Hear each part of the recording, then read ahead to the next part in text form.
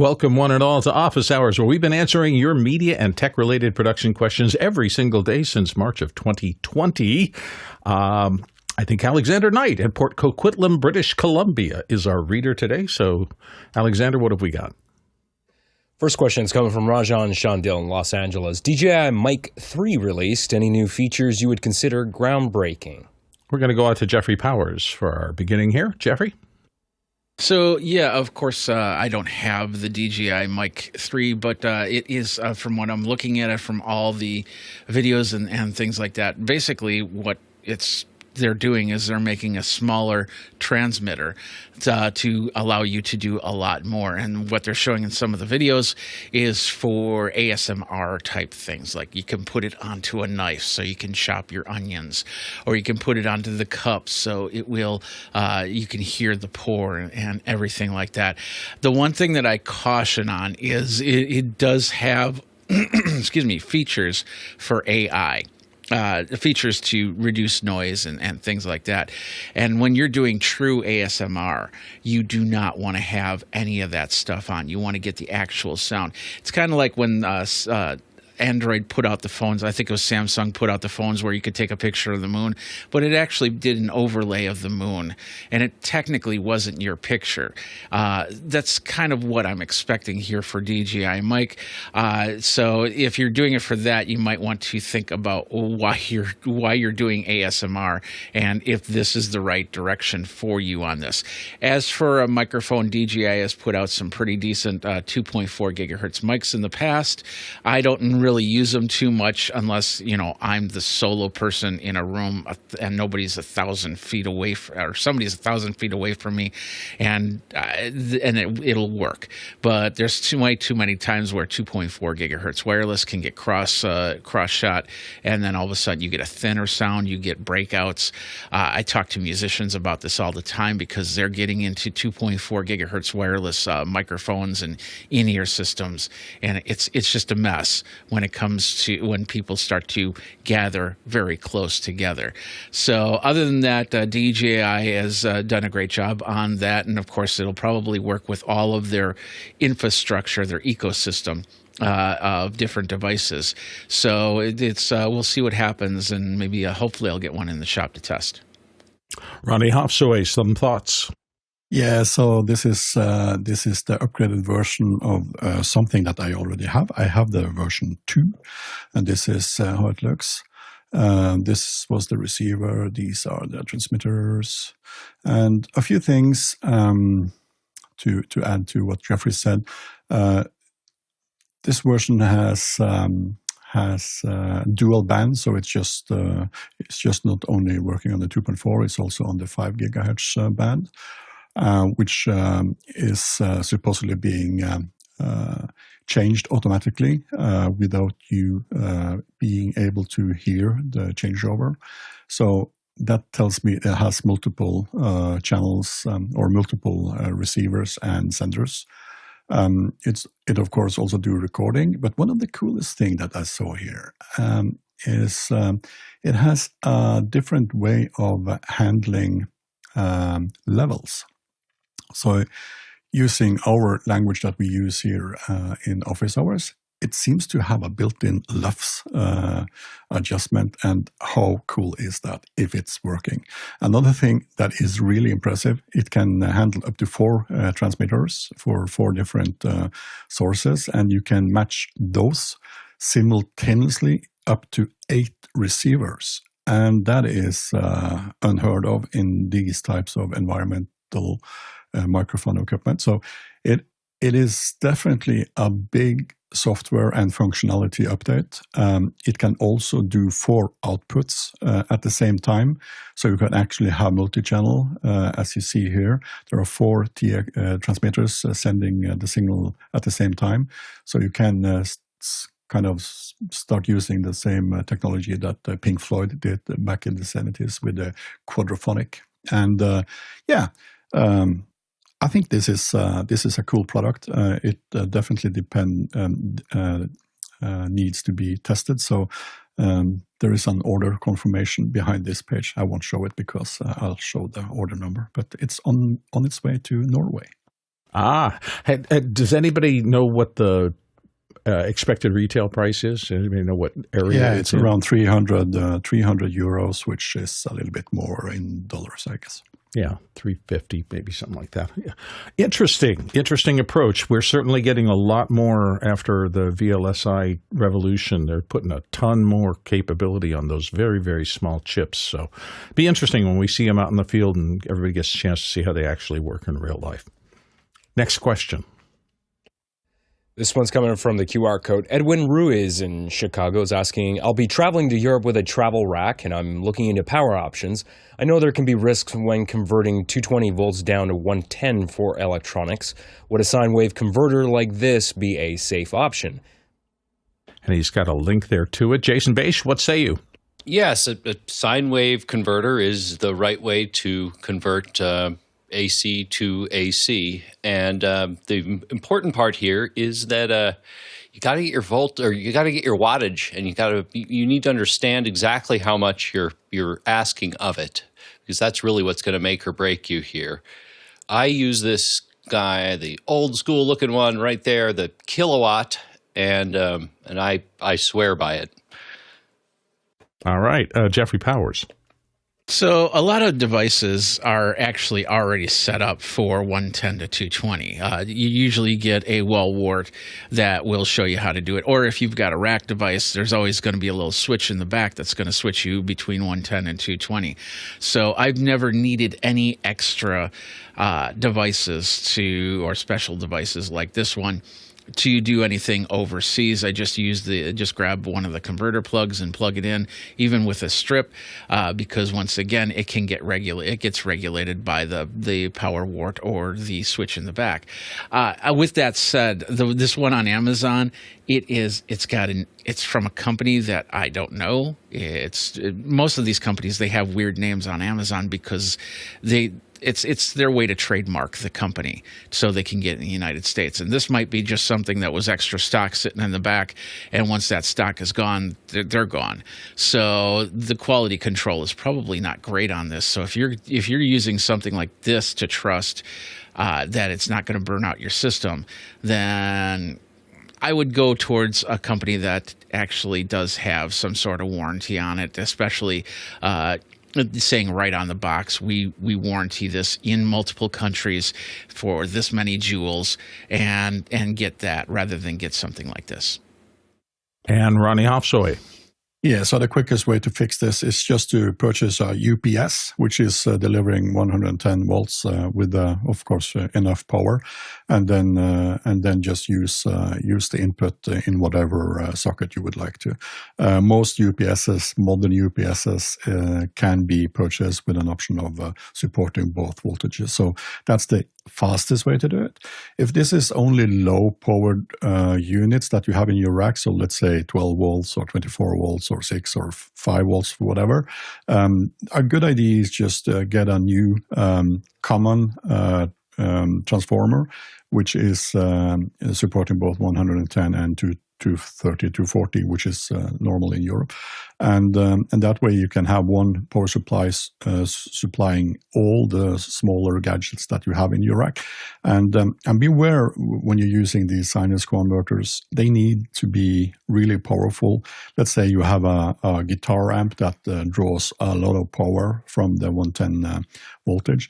You need to have a circuit in that sinus converter that is really powerful enough to deliver it. But I would go if this is a quick fix solution, I would go with the UPS solution. That's the easiest one. Let's go to our next question. This one's from Rajan Shandil in Los Angeles again. Blackmagic has dropped the prices on their Blackmagic Design URSA Cine 12K. And 17K 65 to $10,445 and $26,945. What could be the reason for the major price discount? New products coming, market share, competition? There's nothing we love more at office hours than pure speculation, so we're going to engage in some more now. Jeffrey Powers, what do you think? So, yeah, it could definitely be that they're coming out with new products. We're not going to know until they come out. Not even the PR people know that when they're coming out with new products. They just know if there's a new event coming out, and then they'll promote it at that point.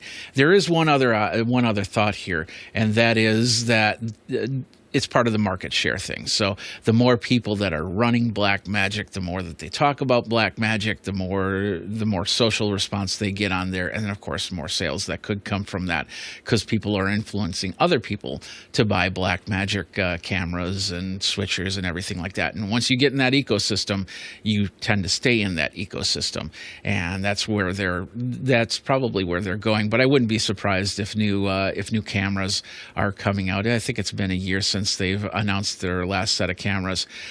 So we'll see what happens. Alexander, what are your thoughts? Well, what I gleaned from their social media posts, because they actually posted about this in X, and it seemed, at least to me, it seemed that this is just economies of scale. You know, they've been manufacturing these parts for a while, and they were able to get the cost down. So they actually posted on X about this and basically said something to the effect of, we've been continuing and working hard to lower the costs of components that we use to build these products. So to me, it just seems like a manufacturing efficiency thing is why these have come down. Yeah, could be. Don't forget, we're taking your questions always. That's how this show runs. You can ask questions, chat about the questions, and vote on them in our Mukana interface. That's our live Q&A system. You can get there by going to officehours.global/join. We'll send you an email within a day or two. And once you've done that, you can ask, vote on, and discuss the show's questions in the live community. It is very active. I've been kind of monitoring it. A lot of good information there. In fact, probably as much information flows through our Mukana system as flows through the main show. So you might want to check that out. That's officehours.global/join. Next question. Paul Valhus in Austin, Texas is asking, how useful do you find these tips for making Windows production laptops more effective? And he's got a link there to something.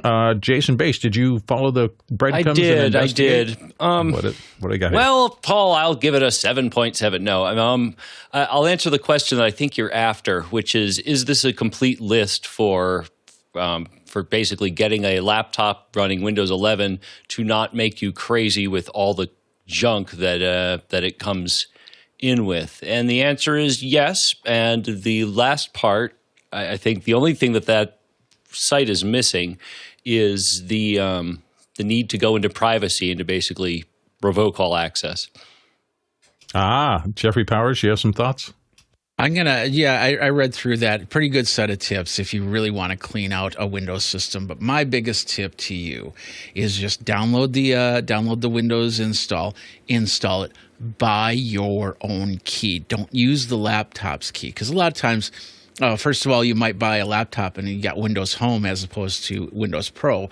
That can be a big limitation. But the bigger thing is, if that laptop dies and you switch to a desktop, or you decide to build your own PC, the key will go with you. Whereas the key on the laptop stays on the laptop, doesn't move anywhere. So if you really want a true system that you can just completely abandon at any second, I'd get my own key and do the full clean install without a problem. But yeah, these are great tips if you decide that you want to just clean out the system that you have.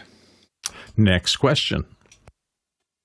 David Brody in New York City, New York, is asking, Rode added NDI to the Rodecaster. What are the pros, cons versus the venerable ATEM line of products? Jeffrey Powers, you want to dive into that? Well, it looks like that Rode is getting into the NDI game. And, of course, you have NDI, you have Dante, and you have, the open source one, OTM, I can't remember.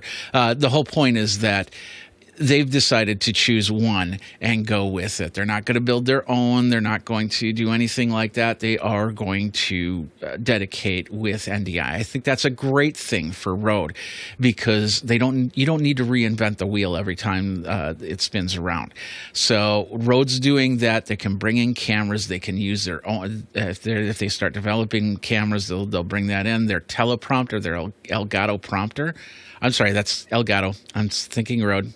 I do that every now and then. I don't know why. Anyway, so with Rode, everything like that, their video switchers, their audio switchers, they can now bring in an NDI, give you more options, and make it a more versatile ecosystem for people to get into. And once again, like I said before, once you get into that ecosystem, you tend to stay in the ecosystem. You buy more road stuff, and it just goes back and forth and keeps feeding the beast.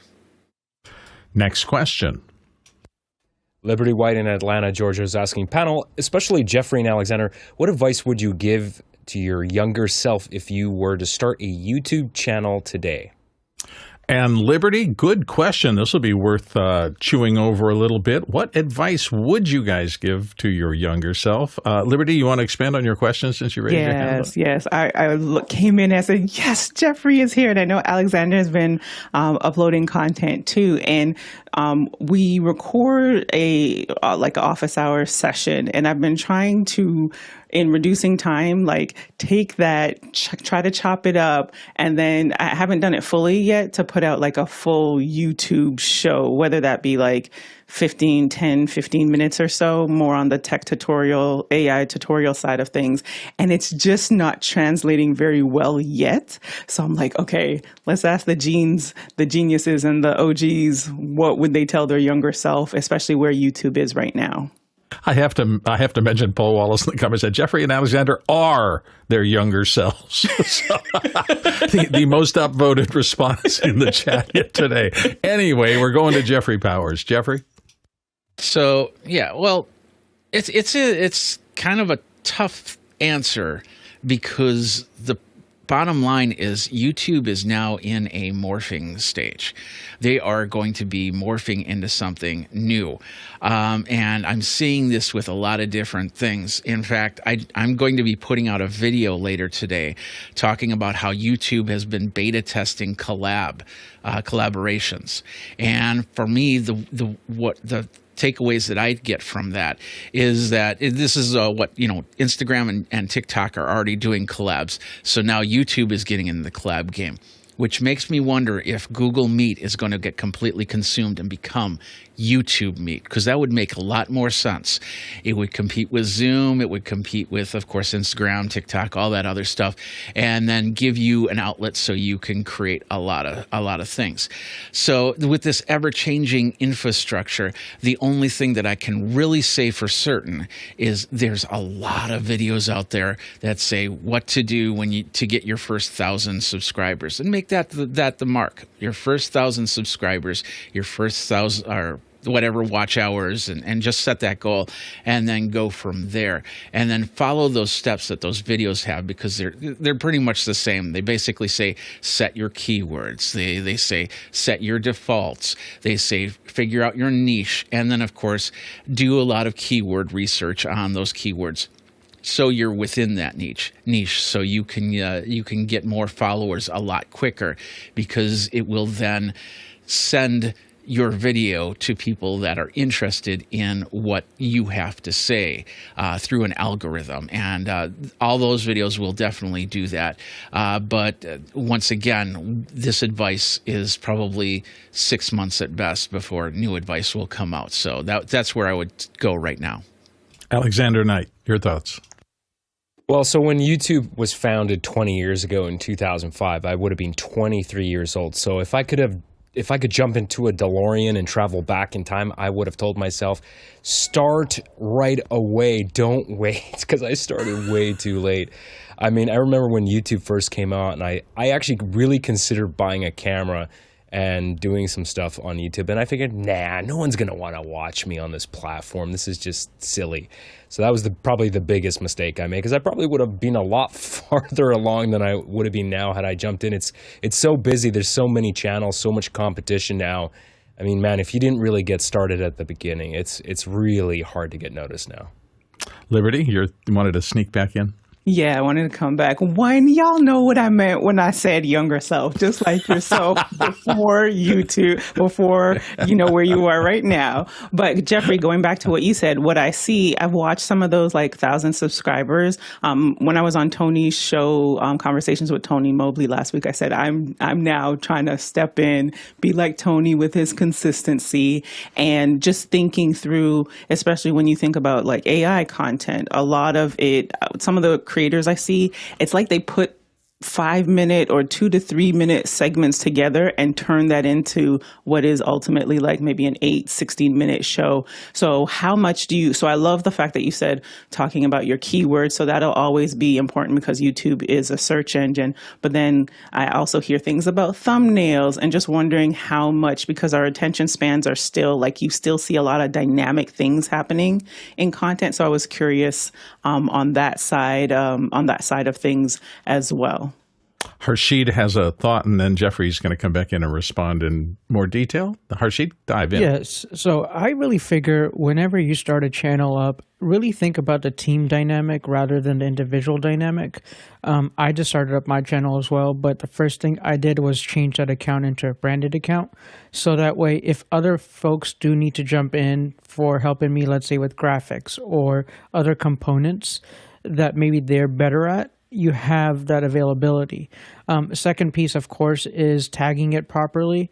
I have noticed with my couple of videos that I did for a test, I put in the Coke Zero Sugar 400 race out here. And I also redid the description with links and such that point out to NASCAR. It's not that I was at the race specifically, but the fact that it has driven in the past couple of days to about 400 views without me doing anything tells me that the algorithm itself is actually important. So whenever you do put the keywords in, I guess to anybody, first start off with your titling before you even make the video, because that way you're driven to make a concise video for that specific time being or whatever you're trying to convey in that video. And if you're trying to maybe say take a big overarching topic and then make multiple videos of it, then it gives an easier way for people to digest the information, and also to make sure you're using like end cards and stuff like that, because they might actually give you that availability to point to one video to another. So description, write a great description. Titling, always try to work on the best title that you could give to summarize it. And with thumbnails, I've been using the generated thumbnails, but for people that are sighted for that factor, it could really be meaningful, but just, know that there's tools there for you to work with. And Jeffrey. Yeah.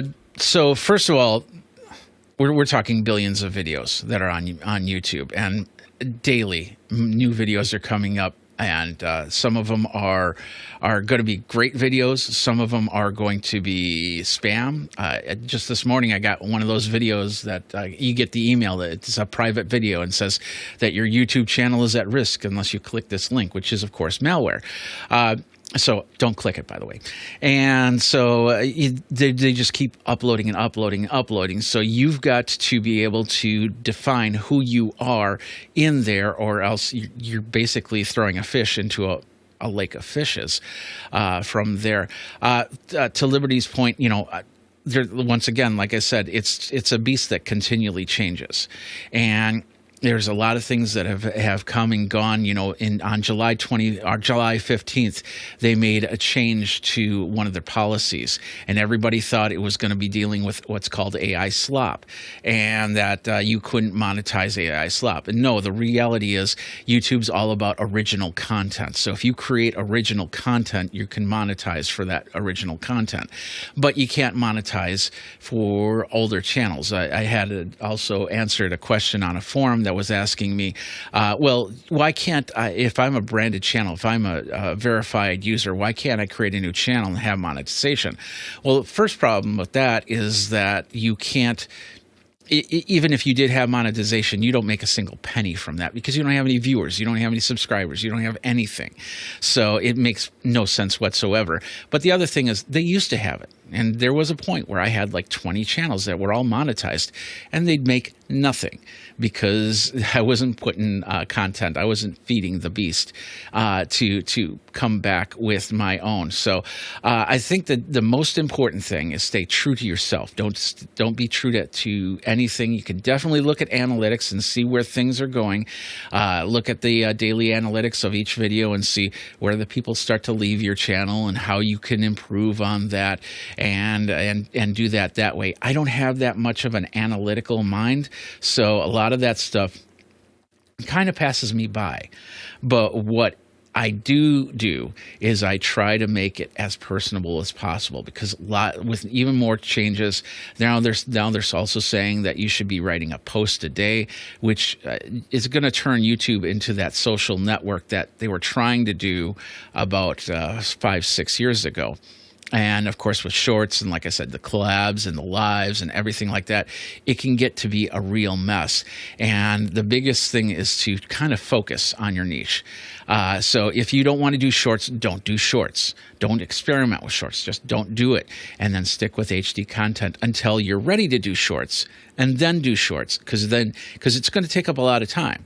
I'm working on, one of the videos I'm working on is how I do my daily YouTubes from soup to nuts, because it's changed immensely, even 5 years ago, because once again, you have short content, you have long content, you have post content, you have polls that you can put out, you have this and that and everything, and then you have social networks that are all over the place, where it's like a handful of people are on each network. You got to be on all the networks, but you don't want to spam the same content across the networks.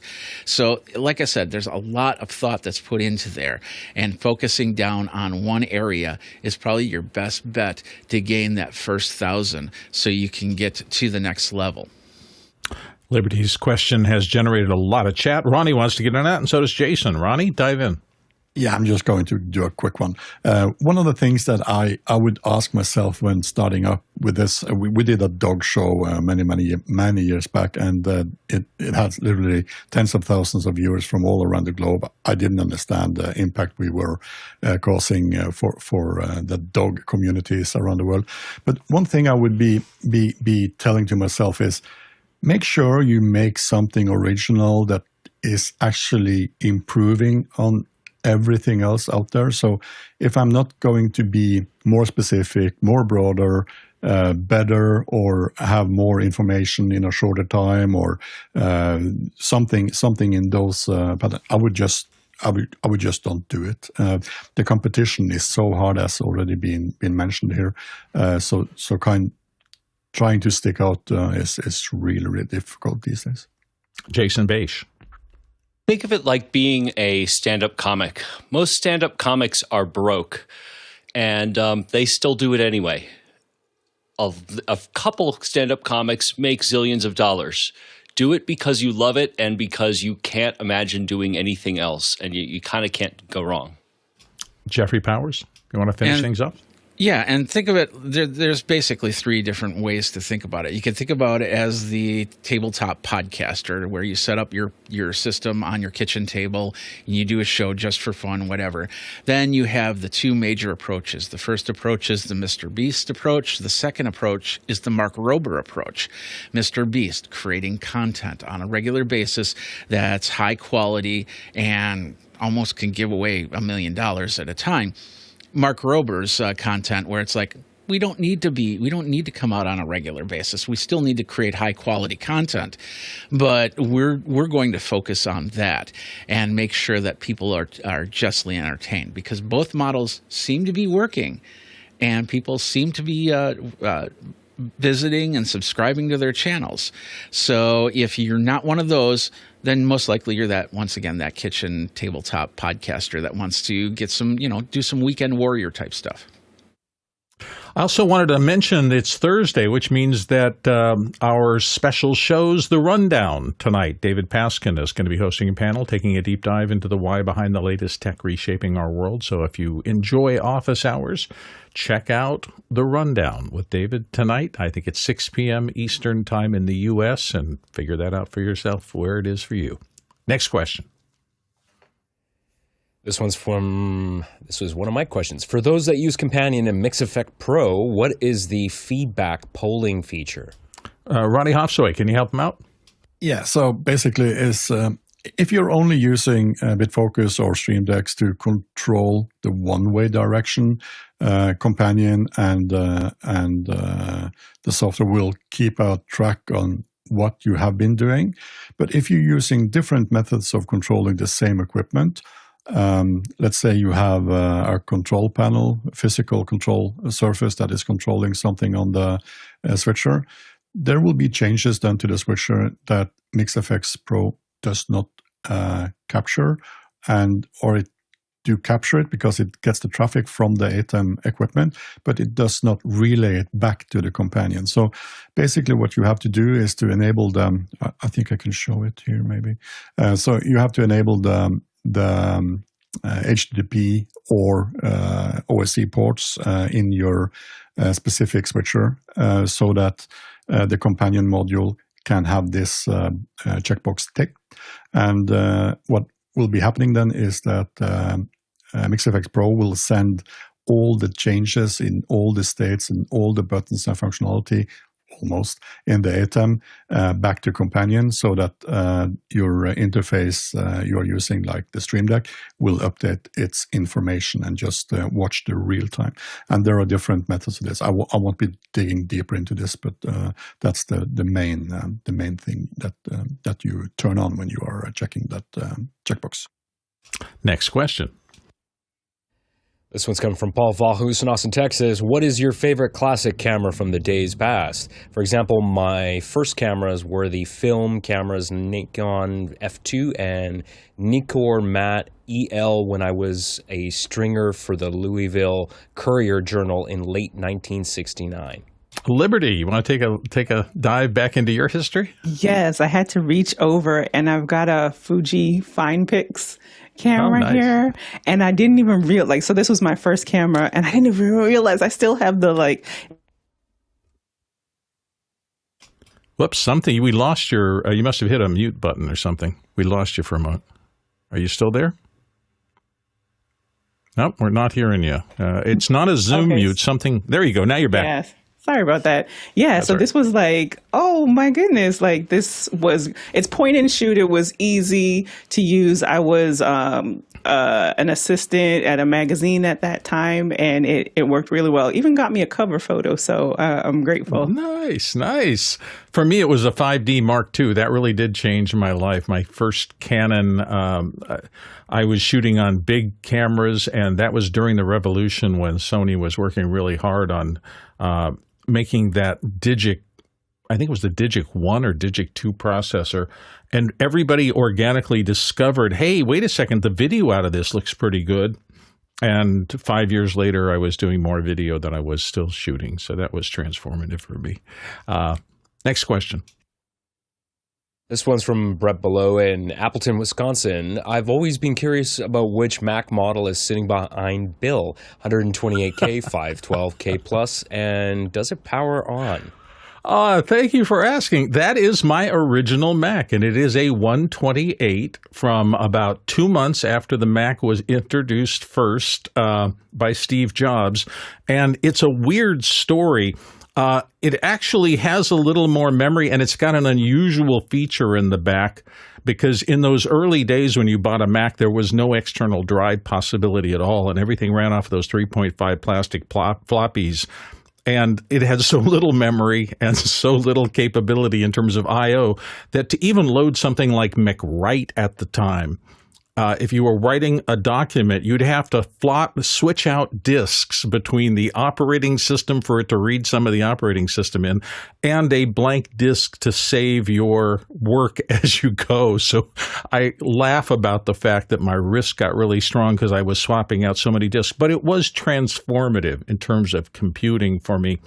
And I also eventually, I was so tired of that a young engineer in our area, I was living in Phoenix at the time. I don't know if I'd moved to Scottsdale, but I was in Arizona.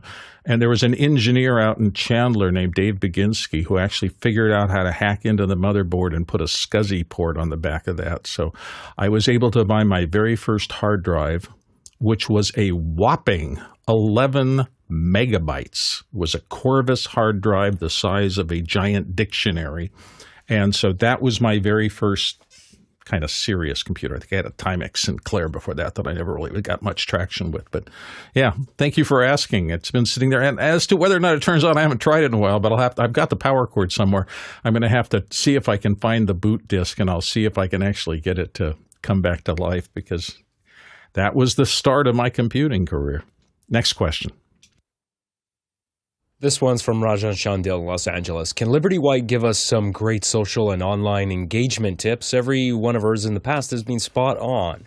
I'm hoping Liberty agrees to this. She has there's her hand. I was hoping. I was over here in the chat because everybody's like talking about their cameras, and I'm gushing over that. Let's see. So, some social and online tips. Well, you know what? The YouTube conversation, really, a lot of that information actually translates as well. Making sure because this is a really good one. LinkedIn. So, a lot of LinkedIn content has been throttling lately, and throttling meaning you'll see someone who has like high numbers, but then you question, okay, there's only a few likes, so it just doesn't, the math is not mathing. And so I looked it up and I noticed that, yeah, they're right now going through some changes with the algorithm. Not only are you seeing posts that are like a week old, so great advice if you've got an event coming up.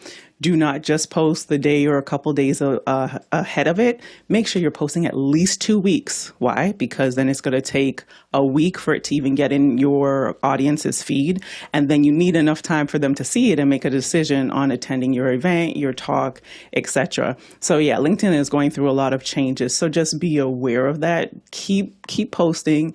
It says what I read was it's also prioritizing relevance more than when it is shared. So for those of you who are using LinkedIn, that is a great one there. So hopefully that checks for y'all. Test it out and let me know.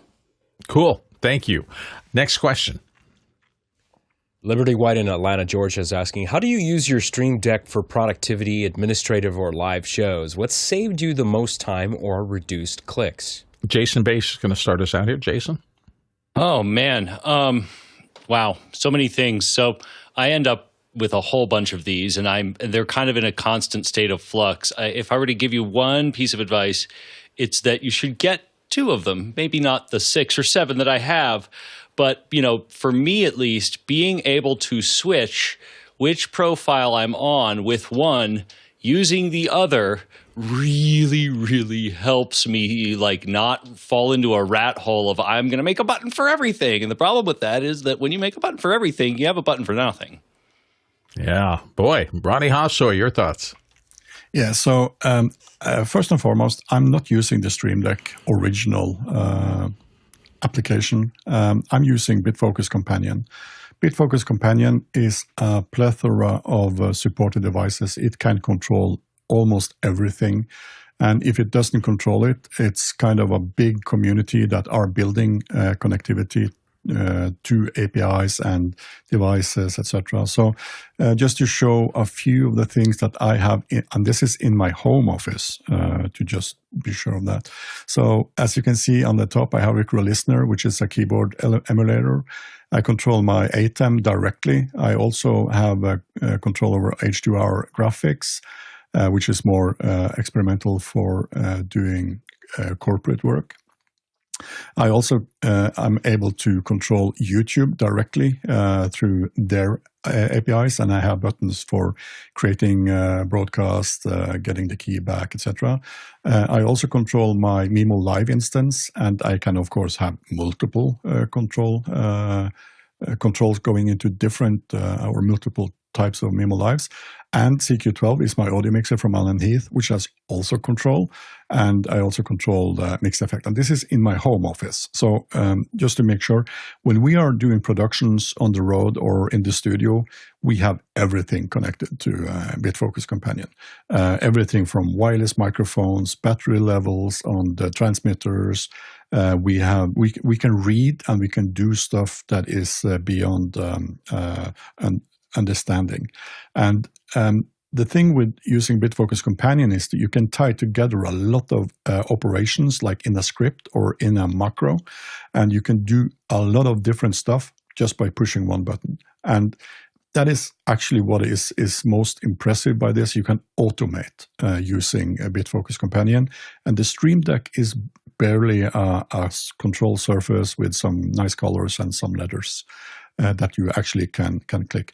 I'm just waiting for the Streamdeck to release the 32 button with the butterfly clicks, because it's only the smaller one, the 15 button, I think, which have the new butterfly button. So if you're in the in planning to buy Stream Decks, I would wait a little bit until the big one comes with the butterfly buttons, and then the whole world will open up of what you can do.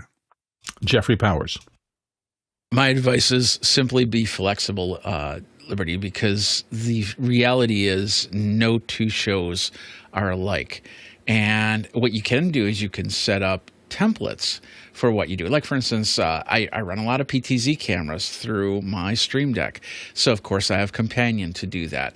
And so I've created templates that all I really have to do is bring in the template into the page and then set it up in Companion of the IP address, and then boom, it's actually working.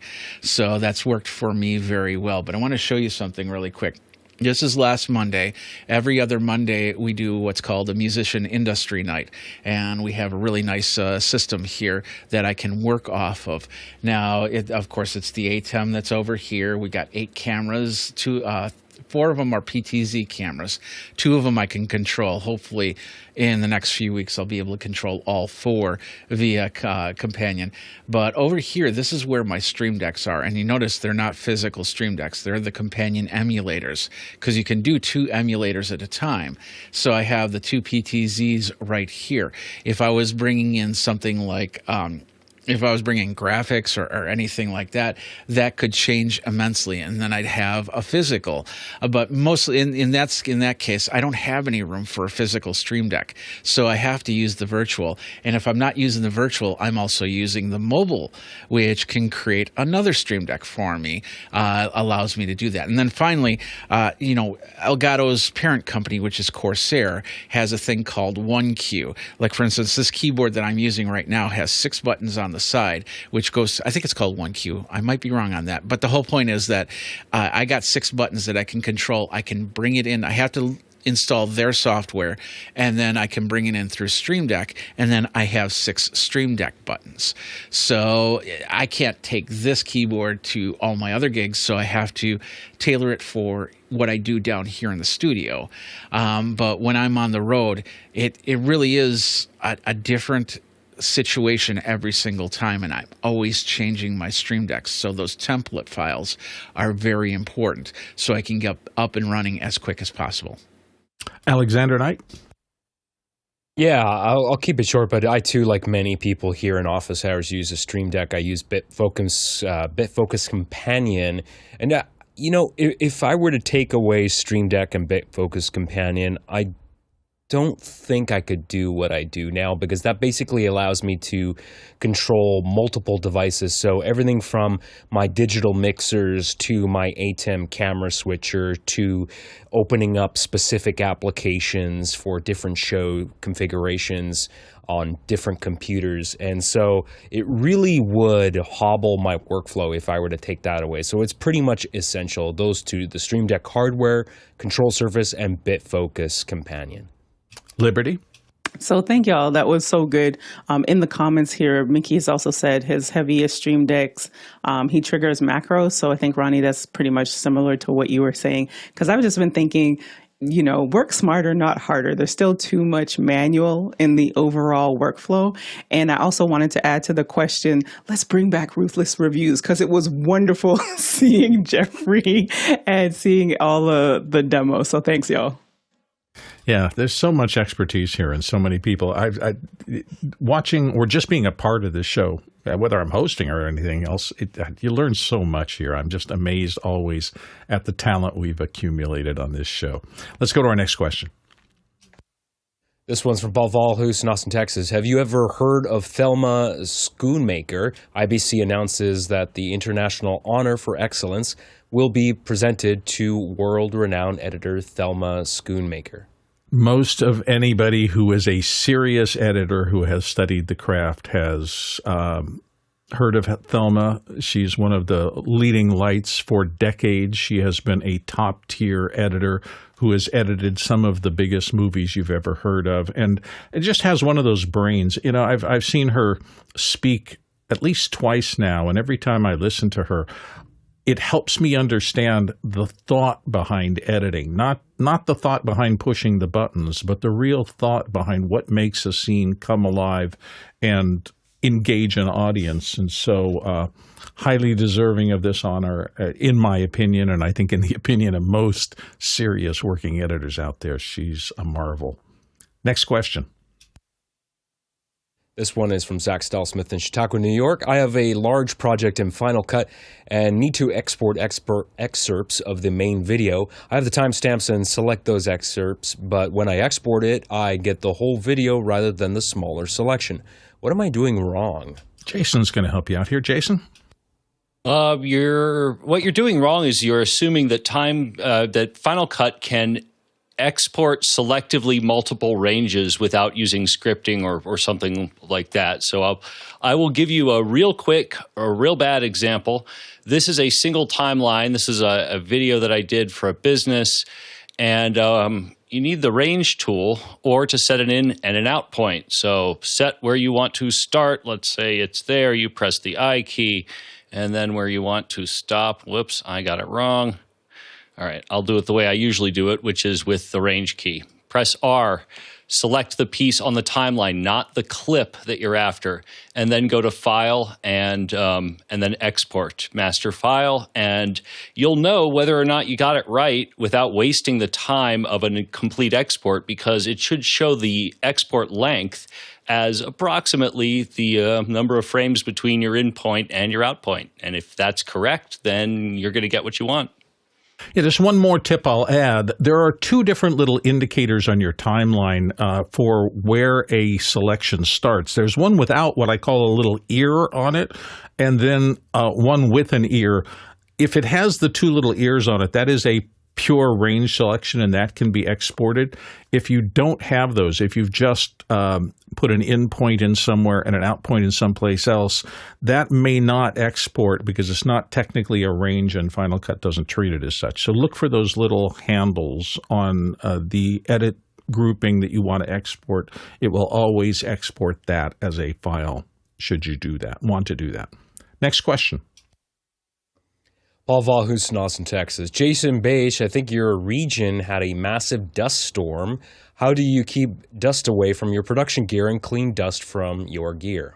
We used to get those haboobs, they're called. I think that's the Middle Eastern term that's been appropriated by most of the weathercasters around the U.S. They are scary. If you've never been in one, imagine a 1,000-foot-high towering tannish brown wall coming at you.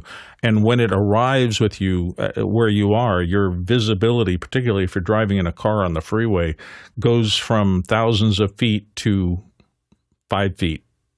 Almost immediately. It can be very, very scary. And so that it's massive amounts of dust carried on the wind. Jason, you want to explain more about how to do that? Region. Paul's being nice. So I'm about 600 miles from anywhere near central Arizona. But I suppose that it's relatively the same time zone. And my answer is that I live and die by pelican cases, and then I use an air compressor. If something has been managed to get very, very dusty, before I put it back in the case, instead of using cans of air, which are toxic, expensive, and disgusting, I actually use a tiny little air compressor with a squeeze handle, and just blow it off before I put it back in. Jeffrey Powers. There is one quick trick to use for any type of simple stuff. And we did this, I was actually Vegas around NAB time. There was a major dust storm that was coming through. And actually, yeah, you saw that. What do you call it? Habib? Haboob. Haboob, that's right. Bring that in. Trash bags. You got to have all the equipment off, of course.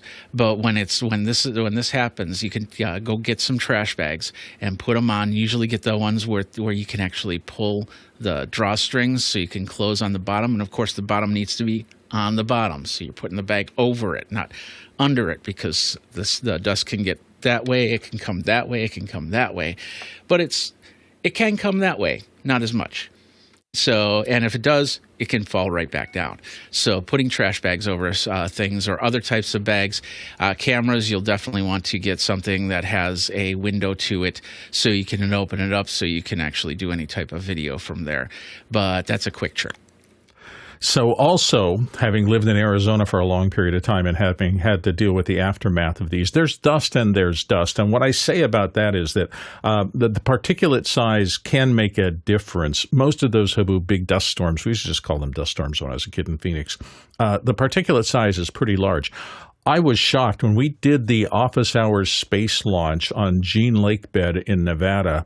That is a dry lake bed, and because of the vehicular traffic of people going out and not only launching rockets, but just a lot of recreational users out there, it had the finest microparticle dust I've ever run across. And literally, when we all got back from shooting out there and packed our gear in our cases, it took me probably 2 weeks to satisfactorily clean everything because the dust was so fine. It was almost like powdered concrete.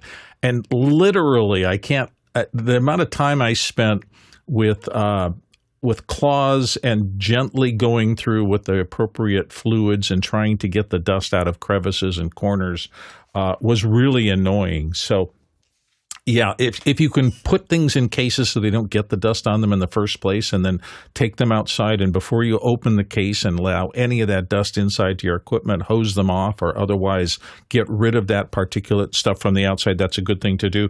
Having a lot of microfiber cloths around or even just regular bath towels, I've used those a lot to take off the grossest part of the heavier particle dust in advance of getting into where the equipment is. And if your stuff gets this on it, just be super careful, particularly around your lenses and things like that.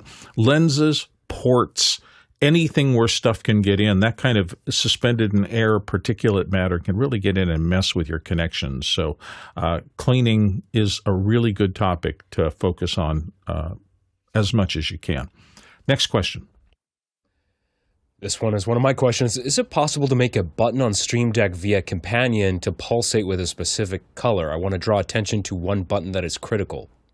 I don't know if any of the I've had trouble with button state stuff. One of the things that Mickey and I had worked on, my Apollo mute button, turns me on and off that I just hit, stays red all the time. And boy, it would be very convenient if I could have programmed something into the button to make it red in the on state and blue in the off state or something similar. I haven't had the time to mess with it. It would be really great if Companion could show states. That would be fun. Jeffrey Powers, you had a thought? There is a way to create a macro that will do it, but it's not a long term. It won't blink indefinitely. It'll blink like 20 or 30 times. So you'd basically set it up so it'd be like, and I'm thinking of in Companion where it would turn on and then after so many milliseconds it would turn off, and then, but you'd actually have to set that turn on, turn off, turn on, turn off, turn on, turn off. But it could definitely be done. Jason Bache? I've never done it in Companion, but if you're using the normal Streamdeck app, of course, the buttons will support animations. So an animated GIF that turns two colors should do you nicely. That'd be interesting to check out. I would love that on my Streamdeck. It would take one of the pain points away from having lost my physical button. Next question. This one's from Paul Vahus in Austin, Texas. How would you use the Hasselblad X2D Mark II 100C, which is billed as the first 100 megapixel medium format camera with true end-to-end HDR image processing? Check out DP Review. Jason, you want to dive in on that? I can't resist this one. I would go full Ansel Adams. I would find the largest mountain range I possibly could. I would shoot it, over the course of 12 hours. And I would completely ignore this end-to-end HDR image processing and load it in as a series of layers in Photoshop and then go to town. Sounds like fun to me, but I'm crazy that way. Just a last message before we finishing up. We don't have any more questions on our queue for this morning, so we're going to end a little bit early. If you value what we do here, there are a few ways you can help. You can subscribe to our YouTube channel. You can volunteer at officehours.global/volunteer and become part of the team that makes all of this possible every day. Or you can donate simply if you'd like to. We are a 501c3, so if you donate, go to officehours.global/donate, and we'd appreciate any support you can give us. Thank you for being here today. Thank you for listening and making it possible for the show to happen, because without you, the audience, our producers, those of you who are watching and adding questions into the queue, there's no reason for us to be here, and we like being here. It's fun to have everybody assemble and get together every day, at least in my opinion. If you are looking for I don't think I have the traversal here, so I don't know how far everything went. Let me just talk about the other two constituencies. There it is. It popped up. First of all, the panelists. As you've heard today, there's an incredible range of expertise that the panelists bring to this show every day, and we thank you so very, very much for being here, folks, ladies and gentlemen in this case, which is excellent. And finally, the incredible back-end crew, the people who have been popping into my ear occasionally during the show, making sure that I don't mess things up, and generally doing an amazing amount of work. And just as an example, there is yet another meeting after the show today. We're going to be talking about the specials show stuff. That's just one of a lot of things that are happening in the background where people are learning actively how to mount these Zoom shows. And if you want to get a master class in how this all works, this is one of those rare opportunities. We are an all-volunteer organization, so you can come in, get on one of the teams, and actually learn how this stuff not just theoretically works, but practically works. What are the things when you do a nighttime show that has a call-in component and people are adding questions? What are the building blocks of making that happen so smoothly? And we do that here, and you can learn about that here. All right, enough proselytizing the Talk Traversal today. If you had gone around to the individuals to get this information, you would have traveled 23,000 miles. That is 38,000 kilometers, 185 million bananas for scale. Don't forget, it is Thursday, which means the rundown happens at 6 p.m. tonight, and we will all see you here tomorrow morning for the show. Same time, same place. Thanks for watching. Makes me want to start a production company called Practically Works.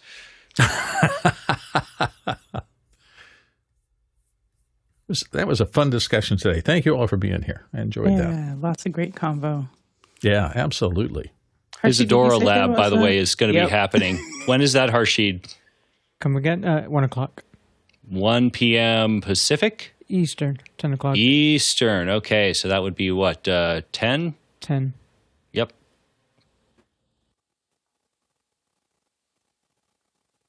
Forget your banana. That's right. Put it up. Cost of admission.